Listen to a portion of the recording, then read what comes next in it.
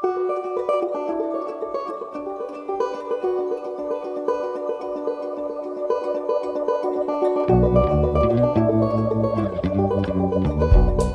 to the Lake Superior Podcast. I'm Walt Lindala. And I'm Frida Waara.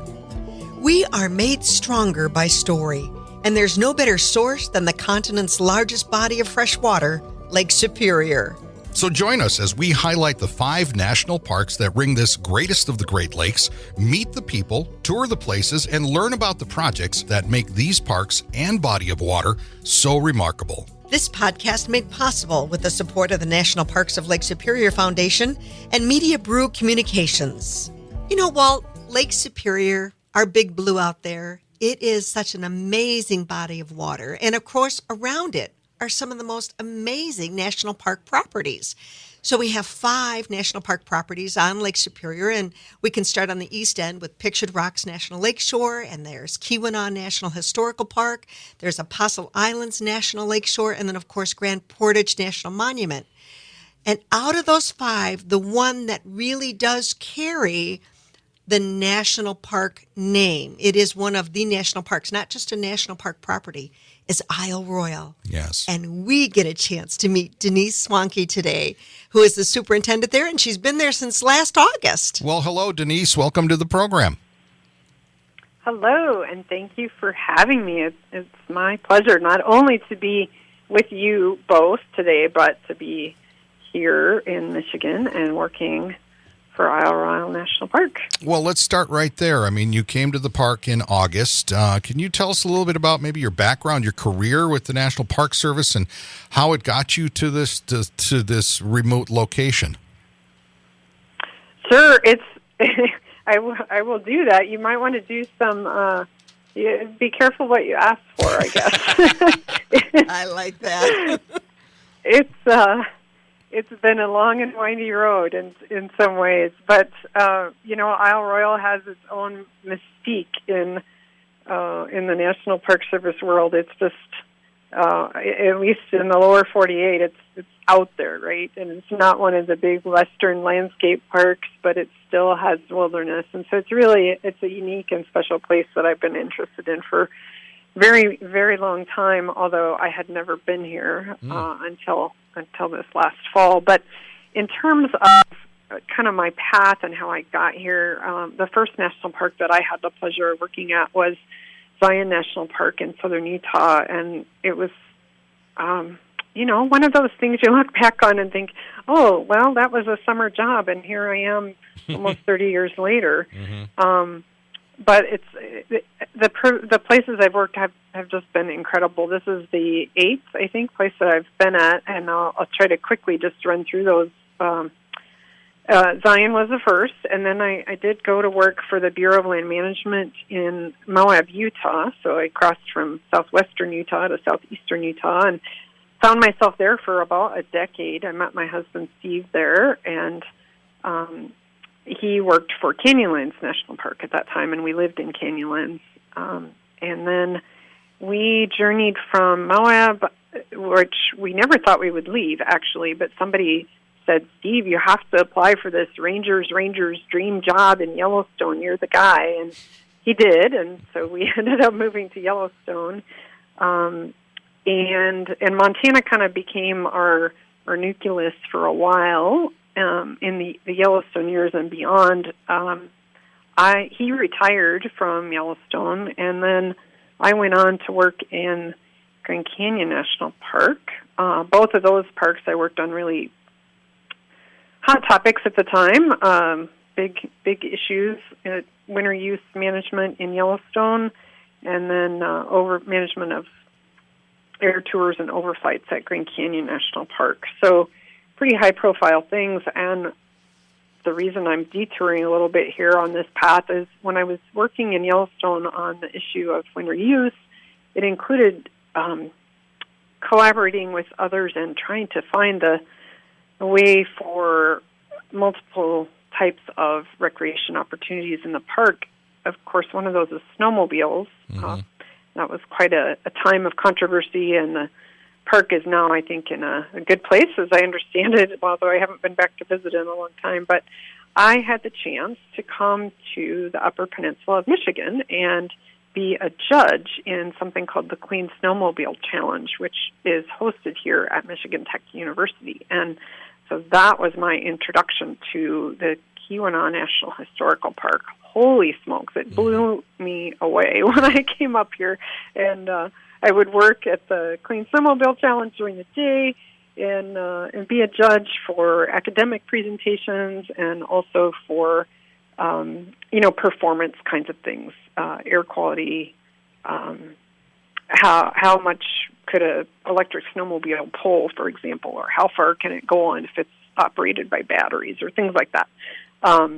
But anyway, I brought my skis the second time I came up to do that judging. Good girl. So that when I got done with work, I could get in a skiing in the dark. It was the first time I'd ever skied on groomed, lit ski surfaces. So anyway, that's my little introduction to, not to Isle Royale, but to the Keweenaw. So from Green Canyon, I went on to work in the Washington office in D.C. for legislative and congressional affairs, and really had a great time working there. It's of all the places I've lived in my life, that's the place where spring is. Oh, it just shines. It's such a beautiful place. But I went from there. I became superintendent at Little Bighorn Battlefield National Monument in Montana, where we still owned a home, and my husband had been ever since he retired from Yellowstone days. So that was nice to be within 3 or 4 hours of home. But I had always had this dream of working in Alaska, and so one day that opportunity came along, and as you know, I came here from Denali National Park and Preserve, so that was a real highlight to be able to go up there and work and explore. It's Iditarod season right now, so it's on Denali and Alaska are definitely on my mind. That just kicked off Sunday, but anyway, that's the medium length answer to how I got from Northwest Oregon, where I grew up, to here in the Upper Peninsula of Michigan. We're talking with Denice Swanke, who is the superintendent of Isle Royale National Park. I have to ask you this. I mean, it's about 206 square miles. You can only get there by boat or seaplane. It's about 70 miles north of where your office is on the mainland. What are the challenges that this presents for your job? How do you address the things that are there daily? That's a good question. I think in a lot of ways it's not as different from other parks as maybe people think. So, going back to a Grand Canyon example, it's a 5 or 6 hour drive, depending on who's driving, I guess, to go from the south rim to the north rim of the canyon. It's all one national park. So, large distances in some of those places, even some of the East Coast parkways, is not uncommon. But and even places like Katmai National Park in Alaska, where they have seasonal operations where you have to haul everything out by boat, right, and then haul it back in the fall and shut things down for the winter. But I think what's really unique here is, I mentioned it's got that mystique, right, and that draw for people from all over, and you can see it, right? If you're in Grand Portage, you can see Isle Royale. If you're in different places around the lake, you might be able to think you see it, at least out on the horizon.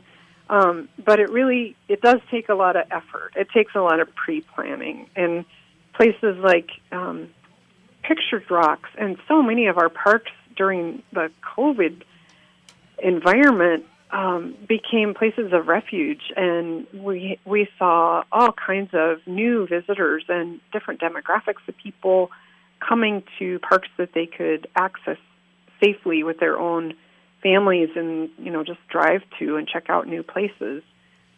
That's not an easy thing to do in a place like Isle Royale, where you have to get on a boat or a plane to get out there. And so you have to plan in advance. And I think that there are other parks that definitely have those same kinds of challenges accessing the park. But at Isle Royale, there's also limitations in terms of not just how to get there, but then there's limited lodging, there's limited camping, and so it takes a lot of, you got to want to go there. and there's so many wanting to go there, Denice. Absolutely, there are so many people that do want. Last year, it was a little limited. Can you tell us? I mean, are you still on schedule to open April 16th? And can we get to the island this year? Yeah. So I'll try to answer that in a couple different parts, but pull me back if I get going down one too far. Certainly, one of the really great things that's come out of the last year is not just at Isle Royale, although I would definitely acknowledge the great work folks are doing there. There's a lot of new content in terms of social media and web-based education programs and things that parks are doing, including Isle Royale. So for people who aren't able to get to some place that they've always wanted to visit, there's more virtual visit opportunities than ever. So I just have to put that plug in because it's really been great to see here and elsewhere. But in terms of, yes, if this is your year and you're maybe trying to reschedule from last year or just dreaming about what might be possible for this year, the park will still have some limitations this year. Of course, we have to do everything we can to keep our staff and our visitors healthy, and that involves some CDC guidelines about mask wearing and things like that. Social distancing will apply in some situations, certainly not a concern if you're hiking on a trail all by yourself, but maybe in a campground, for example, you might have to do things a little bit differently. But the park will be open, certainly, and we're still working out some of the details about visitor centers and whether there will be any, there'll probably be some limitations in terms of indoor types of offerings, but last year, for people who were able to come out to the island, we had staff at Rock Harbor and Wendigo, for example, who were able to greet visitors and help with permits and things like that, whether it's a day trip for you or whether it's an annual. I met one gentleman last September. It was, I think, year number. He said he said it was year number 13, and then I think he didn't want it to be an unlucky number, so he said maybe it's 14. Yeah, we'll call it 14. Yeah. So there is opportunity. Yep. We're talking with Denice Swanke, who is the superintendent of Isle Royale National Park. Of course, what we're hearing from you, Denice, is you have a real love for this park and this region and this area. Visiting the park is very different than going to most national parks in terms of getting there. What do you tell someone like myself? I'm aware of it. I've never been there. I'm a first timer. What do you tell them? And then also maybe what are some must see and do things to do at Isle Royale? Well, I haven't done probably most of them yet myself, so I don't know that I'm good on the must do or those kinds of things. But I think, for any first-time visit, it's worth doing your research a little bit. I know for some people, trip planning is a pleasure, and for other people, trip planning is a pain. But when you're going to someplace as hard to get to as Isle Royale, I think it really is a smart thing to do a little bit of research on the front end and make sure that you have everything with you that you need, whether that's medication or your favorite book, or something to do because your cell phone isn't going to work. Yeah, that's a big thing. Yep, exactly. Yeah, it is. I think that's one of the gems of the park is that you are in a wilderness location once you're outside of a developed area like Rock Harbor, and so you preparing to be in a place that sets the tempo rather than you being the one who sets the tempo is part of the trip planning and part of the joy of visiting a place like Isle Royale, right? You're going to perhaps have an experience that's different from anything that you've seen before, where your senses are really tuning in to all the, maybe you're not aware that the lake makes a lot of noise. Maybe you haven't heard the birds singing in a while if you live in a city environment. So I think there's a lot of preparation that you can do, both logistically, but I think just preparing yourself for what kind of experience it is that you want to have and what you can and should expect out of that. And I think it's really incredible that places like Isle Royale, we've been talking as an agency in the National Park Service, certainly since our centennial, and emphasizing the regenerative value and the recharge that people can get from any of the, Frida, I think you mentioned all 5 of the national parks of Lake Superior, and that can come from any of those. But in a place like Isle Royale, it just requires you to give a little extra to get all of those incredible benefits. But the recreating responsibly, that's a hashtag you're going to see all over the place, I'm sure, if you haven't already.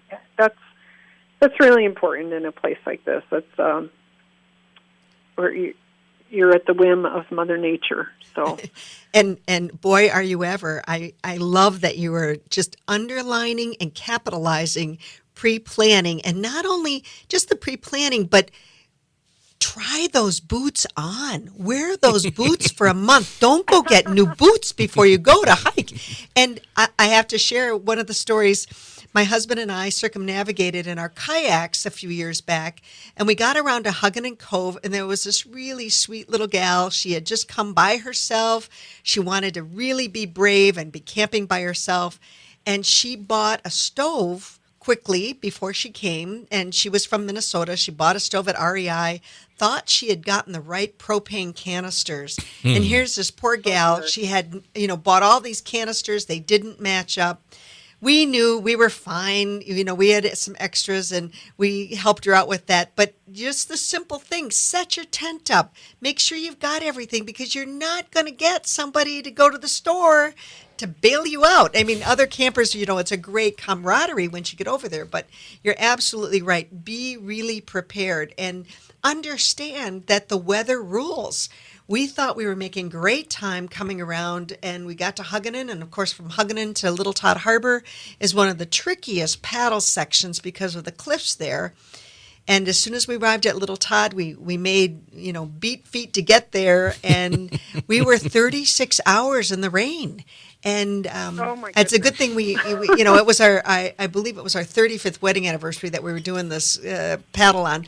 Good thing we got along together, and we had a good deck of cards to play some two-handed euchre. But, just be aware that the weather will rule. There's not a way to get out of it.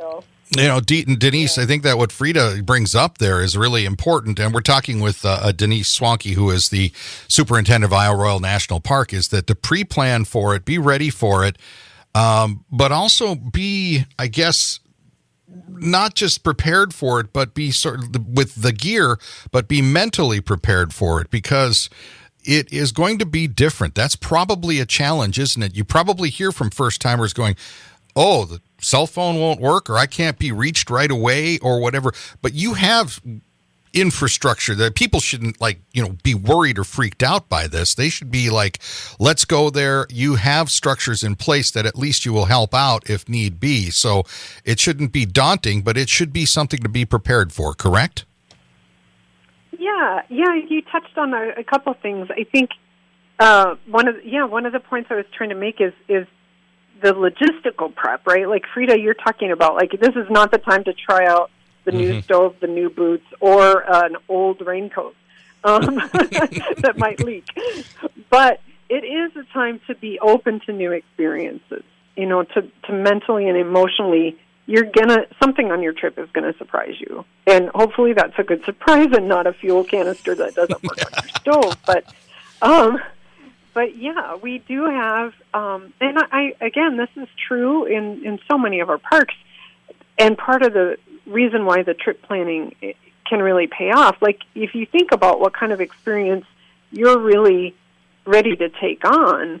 If this is a whole new thing for you, and maybe you've never been camping, then maybe you want to do a day trip, or maybe you want to come to the lodge and stay there, or come and do a base, like camp at Wendigo out of the campground there and just do day hikes rather than making this your first backpacking trip. Or maybe you have a friend or a family member you can travel with who has backpacking experience or kayaking experience or something that they can mentor you and make this a better experience than if you tried it that first out for you all by yourself. But,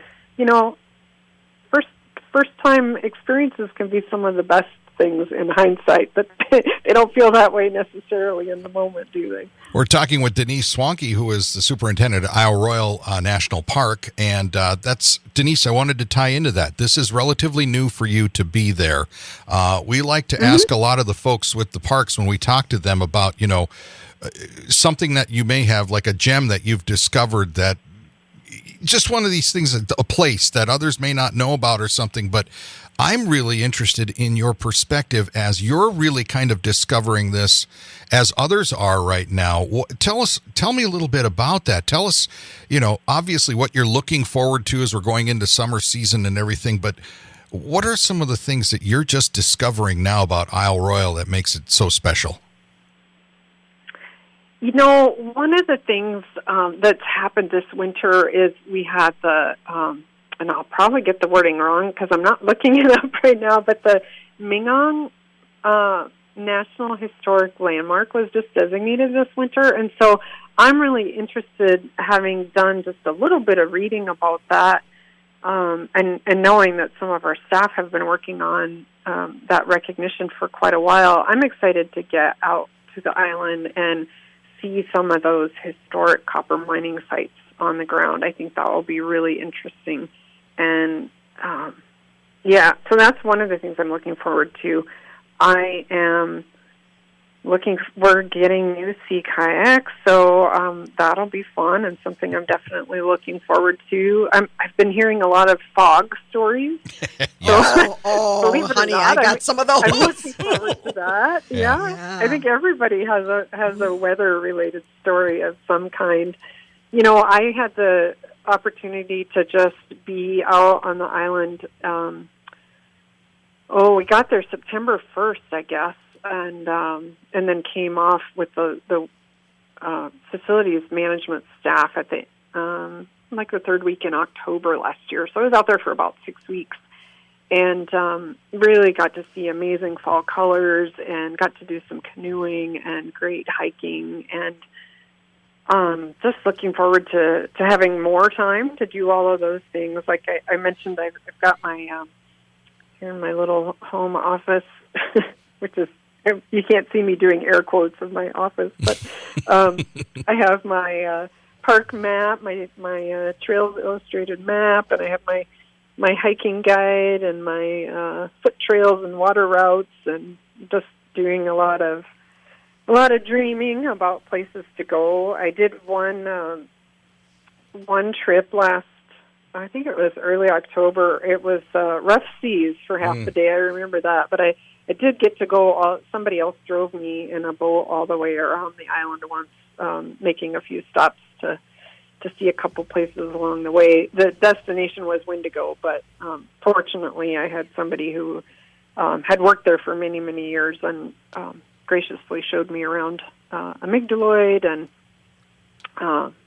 so that was fun. And the lighthouses, I'm looking forward. I only got to see the Rock Harbor Lighthouse last fall, which was amazing, looking at that and some of the restoration work that we need to do there. But I want to get out and see the rest of those lighthouses as well. So I don't have a gym yet, other than the, every night after dinner, my husband and I would just go for a real short little walk out to the lakeshore and just breathe and enjoy the view. Is so different every day, just depending on which direction the wind was from and how much of it there was.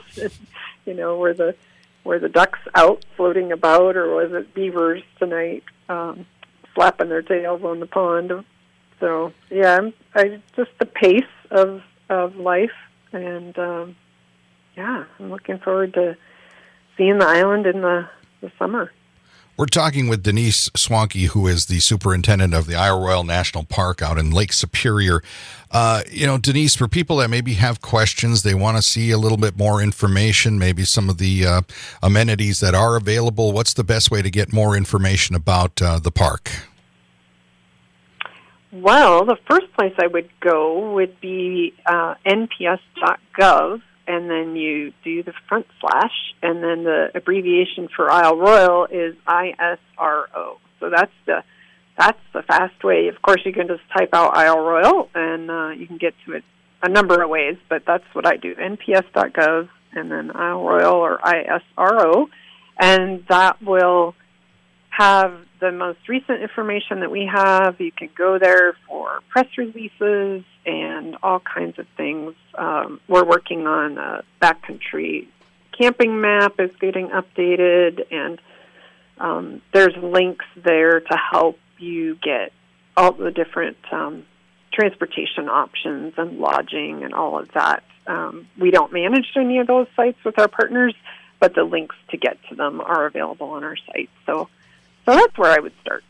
And Denice, we cannot finish a chance to chat with you without saying, is there anything that you can tell us about wolf pups? Anybody? It sounds like we might have some. There's been some dating going on, it sounds like, over there since we did the relocation. But is there anything that you can share with us about what you're looking forward to this summer and how the winter study shaped up? Well, you might not like this answer, but the wolf work is ongoing, thanks in part to National Parks of Lake Superior Foundation, of course. So we thank you for that support.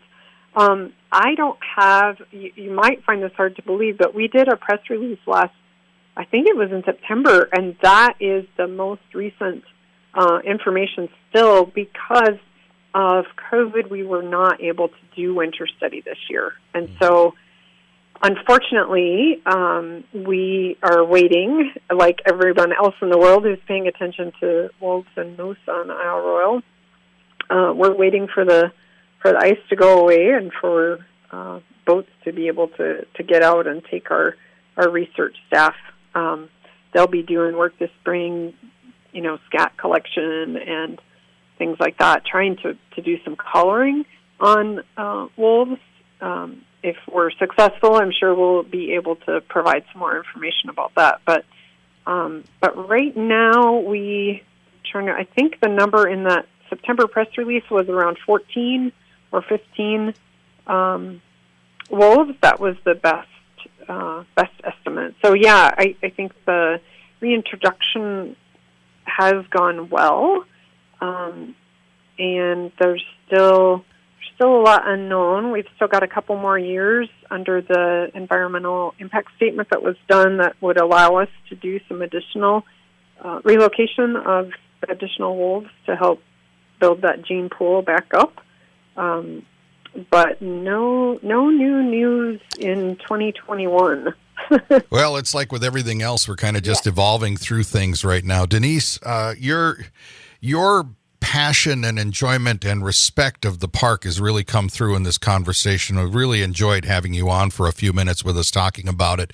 I mean, it's just you have a love for the park, and as the superintendent, that really is an important factor, I think. And certainly, it's really been enjoyable for Frida and I to hear you talking about how you're going to discover it yourself. And we thank you today for your time. And I definitely want to get I'll get in a kayak with you and we'll go around to Belle Isle. But we're going to pick our day before we go around Blake's Point. That's for sure. We got to be smart about that one. But go down to Daisy Farm, that'll be beautiful. You bet. Thank you again. All right. Thank you. This has been a good conversation day. I really enjoyed it with Denice. And we want to remind you that, of course, you can find out more about the National Parks of Lake Superior Foundation. All of the parks, do some Google searching, look for it, and happy to get you some more information. That's going to wrap it up for us this time. I'm Walt Lindala. Frida Waara. Thank you for listening to our National Parks of Lake Superior Foundation podcast. The National Parks of Lake Superior Foundation, NPLSF, is the only official nonprofit 501c3 fundraising partner of the National Park Service for all 5 U.S. national park sites on Lake Superior. To learn more about NPLSF projects and programs, you can visit the website at nplsf.org or friend them on Facebook. I'm Frida Waara. And I'm Walt Lindala. Thanks for listening to the Lake Superior Podcast. This podcast made possible with the support of the National Parks of Lake Superior Foundation and Media Brew Communications.